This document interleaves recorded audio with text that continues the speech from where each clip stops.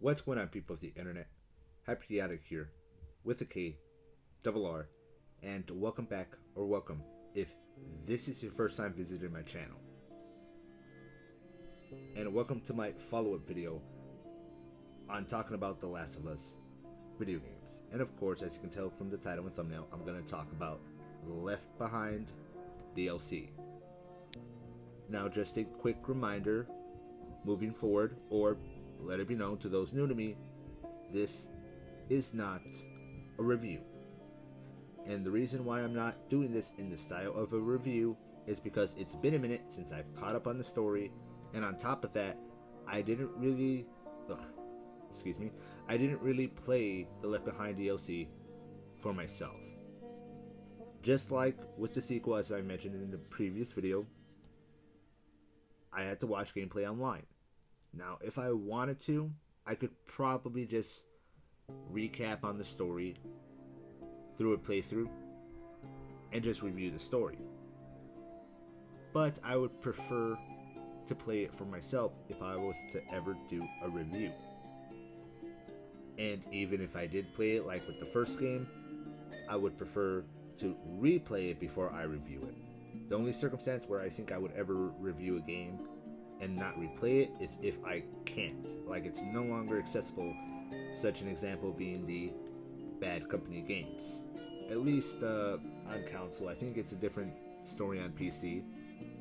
I know they still got the service running with the fans, but on console you're shit out of luck if you didn't cop a copy, digital or physical or otherwise. But if given the chance to, I would go back to play the games, the first game, as well as the prequel. The prequel DLC and the sequel, if given the chance to do so. Even though the story was spoiled for me watching it online, I would still play it if given the chance to do so. Again, especially if I ever did want to do a review on these games and the DLC, it would only make sense. Now, I did mention I did play part 1, but I borrowed it from a friend, did not own it, so of course, couldn't get the DLC. So I'm just going to be giving my personal thoughts on the story, and that's it. Also, these videos are being done moving forward when I eventually do a What Did I Miss on The Last of Us TV show. And since I do plan on doing that, I thought it would make sense to do a video talking about the games first, since I will be making some comparisons from the show and the games. Well, the game and the DLC, obviously, no Season 2 yet on the sequel, but still. And of course, you must be wondering what the heck is What Did I Miss?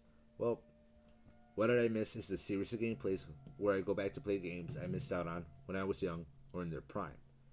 Of course, if I ever get a chance to get my hands on the first game with the DLC, you best believe I'll do What Did I Miss on the Left Behind DLC and the sequel.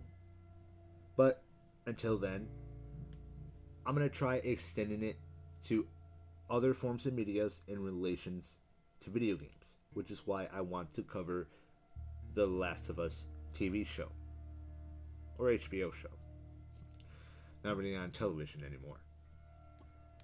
And of course, moving forward, if at any point you do want to see the previous video, iCard, end card, links in the description down below if I forget to even add those, or if you're on the alternative platforms.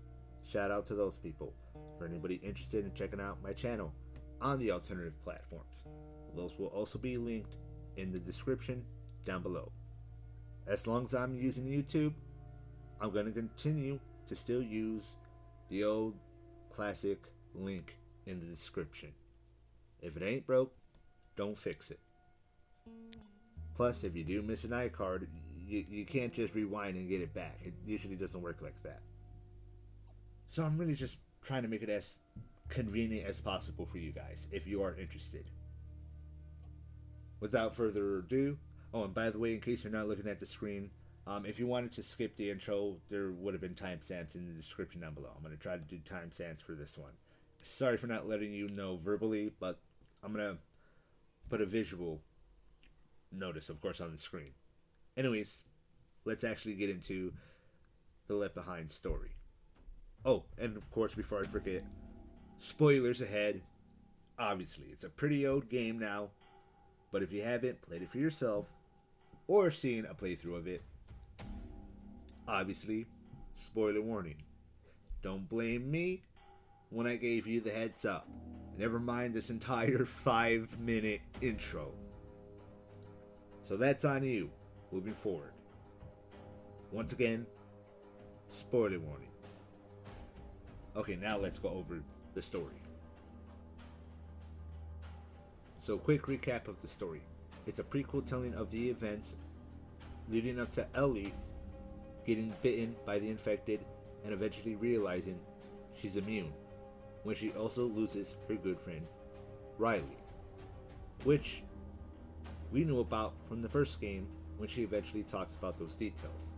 Though, if my memory is correct, I don't think she ever mentions Riley by name. She does mention her, but she doesn't mention her by name. And from there, pretty much what happens is Riley comes back after, running away from the little camp they're at, the little military camp that they've been raised in, trying to teach them how to survive and, I guess, build them up into good soldiers to try to rebuild this little society, trying to keep going and keep the order. But the both of them are really tired of the strictness and really just want the chance to just be a bunch of dumb kids. Which is not really something they really should do too often or to certain levels when you're literally living in the apocalypse. Needless to say, there's a reason why the organization we're with and why the rules are so strict. It's all about survival. And because the two of them are a bit eager to escape the compound and escape the strictness for a bit and just do a little bit of exploring, Riley eventually convinces Ellie to go check out the old local cement jungle people once called a city. Or a town. It was probably just a little town, but when it comes to American cities and towns, the border of what's considered a town or a city or a village is complicated to say the least. It depends on the population of a few hundred to a few thousand. But given the mall that they explored was a pretty big mall, I think it's safe to say that the local cement jungle used to be at least a small or medium sized city, and they were probably more so near the urban area. Or urban, not urban, like suburban. Well, local homes where the malls would be typically close by. Anyways, moving on.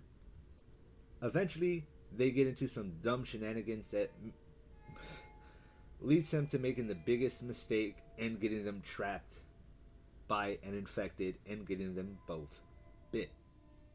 And of course, since we've already played the events or seen the events of the first game, we already know what happens after that. Ellie's immune, but Riley doesn't survive. And of course, once Ellie finds out she's immune and Riley most likely turns, well, we can only assume the obvious. She had to do what she had to do. And we could only assume because they don't really show it to us in the DLC, and she doesn't really go into too much details when she talks about it in the first game. Obviously, she doesn't want to really go over the details of that. That's a very traumatic event, especially for a kid. I mean, just having to deal with any of the infected would be a traumatic event as is, but literally having to kill your own best friend because they're in an infected rampage, I mean, that probably killed her a bit. It killed her a little bit on the inside to literally kill her best and practically only friend at the time. But of course, it was implied, so we can only assume the obvious. Now, what can I say about this story other than completely and utterly predictable? Because we already have an idea of what the events are going to happen from the first game. And on top of that, it's really just a story about a bunch of dumb kids making some dumb decisions, just trying to be dumb kids and have some fun, leading to them making a life altering mistake. Now, before you go getting angry in the comment section, I'm not saying that as a negative. In fact, I am impressed with how good this story was looking back at it, given that it was such a predictable story. But even though it was predictable, they had good characters, one of which we've already developed a connection with from the first game, good chemistry, a good written story, good, well-timed events during the gameplay when they have to deal with infected, leaving you on the edge of your seat thinking, oh, wait, this is going to be the moment where they finally get bit and Ellie's going to have to say her goodbyes, which sucks because we were starting to like this character and now we already have to say goodbye. Oh, no, wait, we're actually not there yet. I mean, there were definitely a few circumstances within the just the gameplay alone, running away from infected, when I really thought they were just done for right then and there. And it was kind of a bit of a fake out where it's like, oh, nope, they managed to outsmart the infected or whatever. They managed to get away.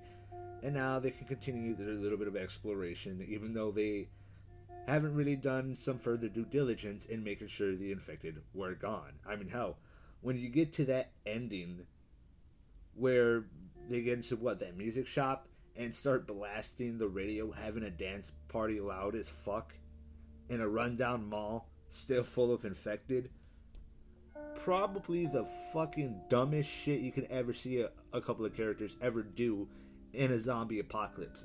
Literally the dumbest, one of the dumbest things ever. And yet, I don't really hate that moment or anything, because honestly, what would you expect from a bunch of dumb, rebellious kids that really want to explore the world, or what's left of it after the societal collapse? I mean, let's be honest, let's put ourselves in their shoes.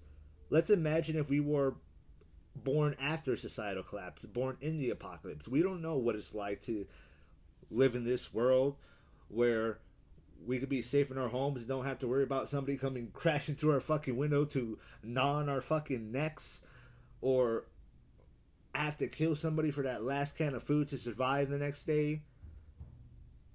I mean, during an epidemic, people are knocking each other over to get some toilet paper, but,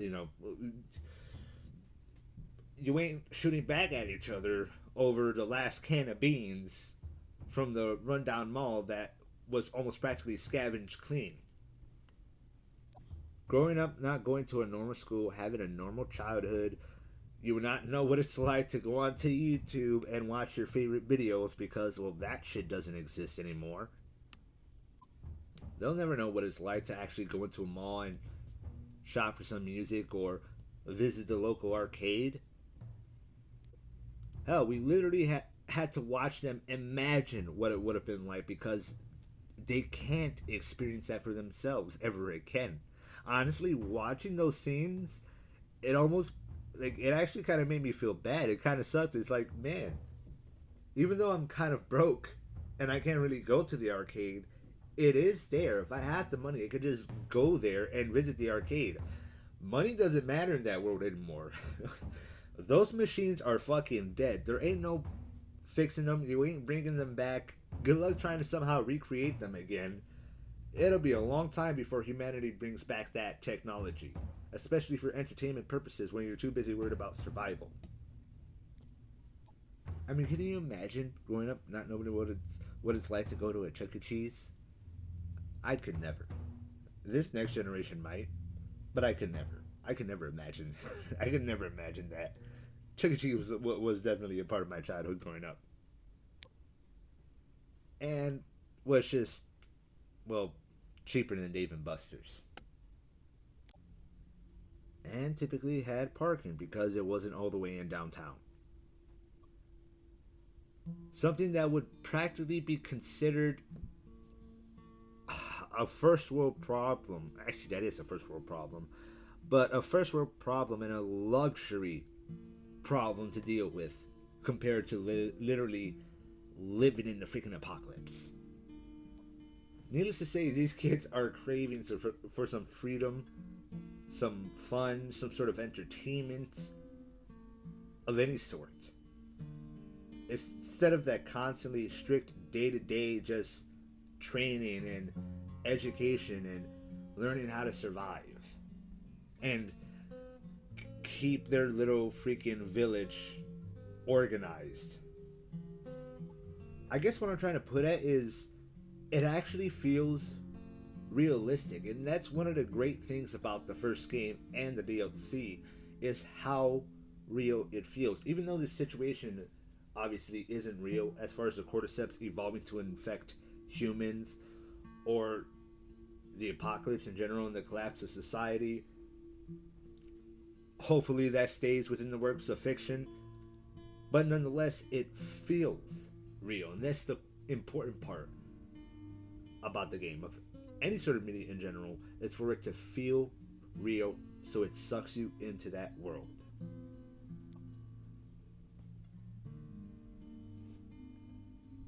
And because of that, that's just what makes this DLC story such a great story. Even though it's so predictable, you already know what's going to happen before you even start it because you're literally told in the freaking first game. Well done characters with good chemistry that develop a great connection. So much so that as Riley and Ellie connect with each other more, you can definitely feel something between the two. Like they have feelings for each other more than just friends. And of course, as we see later on near the end, those feelings were correct. And I just gotta give credit to the writers, the director, and the voice actors for bringing that all together and managing to recreate that feeling with two fictional characters. And to be able to actually feel that through a fucking screen. To feel that connection between those two. I don't know what the freaking science and psychology behind that is, but that shit needs to be studied because that is honestly incredible when you really think about it. And of course, because of how real it feels. Even though you had some pretty dumb moments that even as a kid I'm just thinking like, bro, why would you blast a fucking radio in the middle of a rundown mall probably still full of infected? What are you doing? Like, I was a kid at the time when I watched this, and I'm literally sitting there like, bro, you're fucking dumb.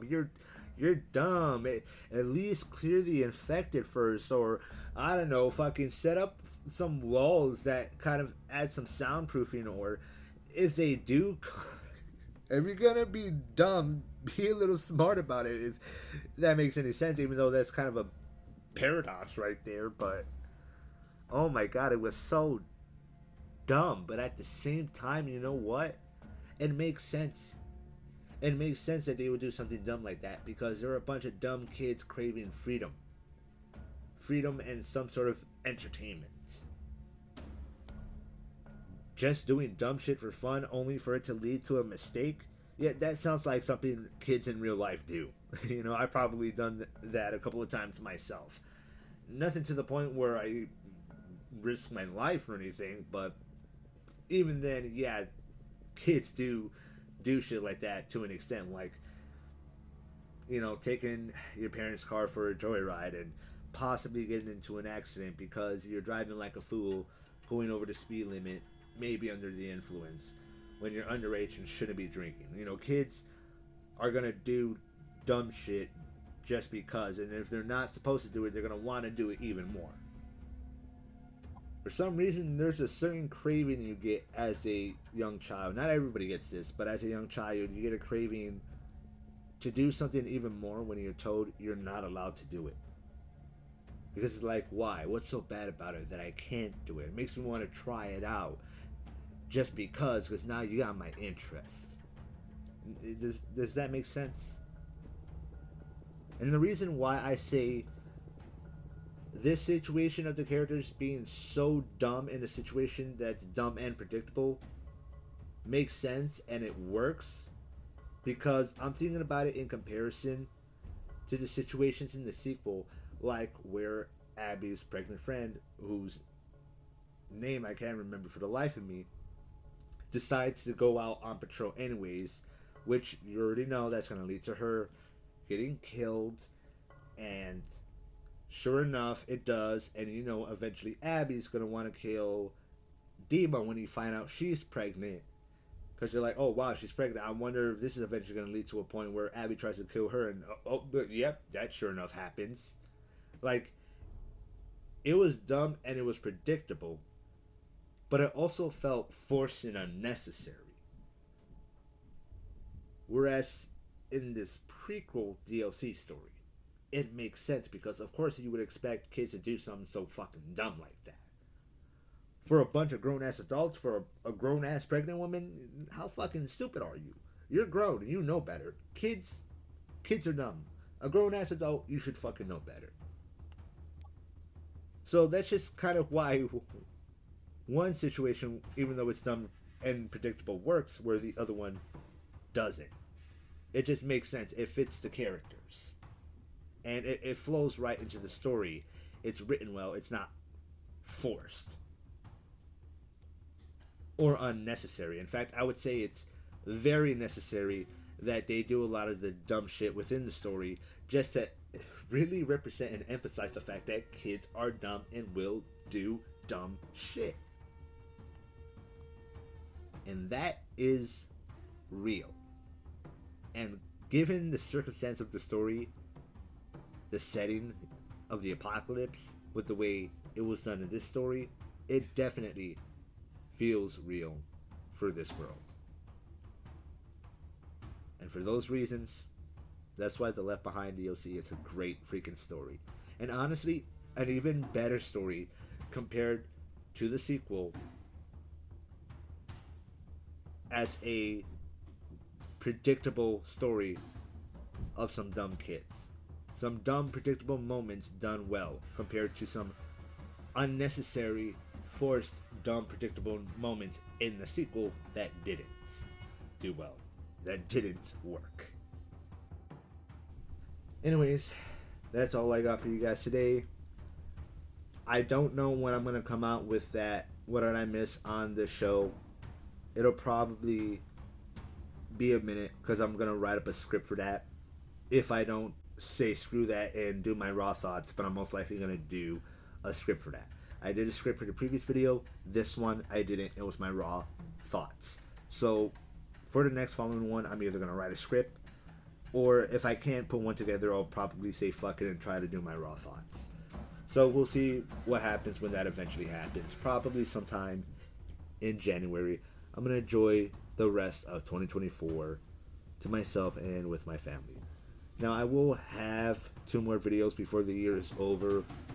One will be a commentary of something I've been wanting to talk about for a minute in relation to Titanfall 3. And the last one would just be a final China status report before the year is over. And just let it be known that it's going to be a channel status report on my Hyperchaotic channel and Be Quiet Cutscene channel, my second no commentary gameplay channel, linked in the description down below for no commentary playthroughs and video game preservation. And just pretty much go over the situation with that, as well as the Hyperchaotic channel on the alternative platforms.